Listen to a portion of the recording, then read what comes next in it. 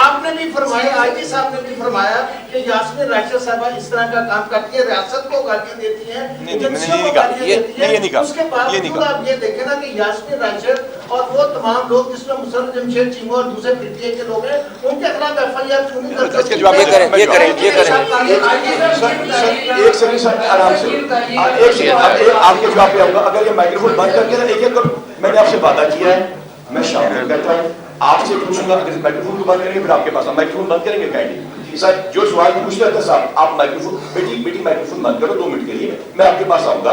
جی بیٹا آپ مائکروفون بند کریں, آپ پوچھ لیں. جی سر میرے سوال پہ آتا ہوں سر یہ بتا دیں کہ جیسے آپ بتا دیں کہ یہ روڈ ایکسیڈنٹ ہے, تو روڈ ایکسیڈنٹ پہ چیئرمین طریقے صاحب عمران خان پر مقدمہ کیسے درج ہو گیا؟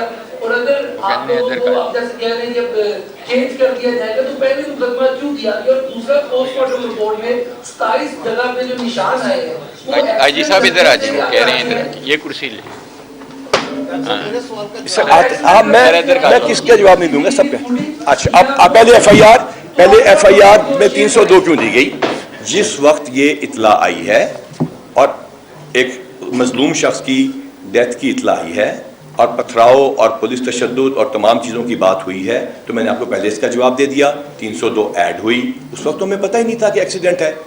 جب ہمیں پتہ چلا تو اس کے بعد ہم وہ چیز کر دیں گے. اب سر آپ کا سوال. جی سر آپ فیصل خان. جی سر, میں نے یہ پوچھا تھا کہ جس طریقے سے آپ دیکھتے ہیں آپ کے پاس بہت ساری آڈیوز بھی آ چکی ہیں, سوشل میڈیا پہ بھی چل چکی ہیں کہ پی ٹی آئی کے کچھ رہنما, جس طرح سی ایم صاحب نے بات کی ہے, یاسمین راشد صاحب ٹاپ آف دی لسٹ ہے, باقی بھی 3-4 لوگ ہیں جو کہ اس طرح کی گفتگو کرتے ہیں, جو نہ صرف گالیاں دیتے ہیں بلکہ اداروں کو گالیاں دیتے ہیں, ریاست کو گالیاں دیتے ہیں.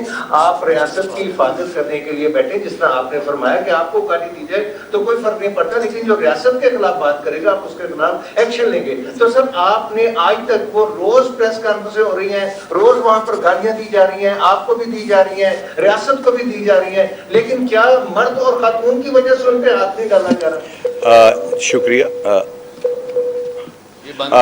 بس ہو گیا جی. میں آپ کے پاس آتا ہوں, سب کے جواب دوں گا. میں آپ کو ریکویسٹ کی, میں سب کے جواب دوں گا.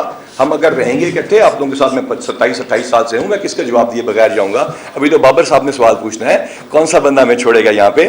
دیکھیے, میں نے کسی سیاسی شخصیت کا کوئی نام نہیں لیا. میرے پاس جو گالی ہے اس کی جو ویڈیوز ہیں آپ لوگوں نے ہی بھیجی ہیں.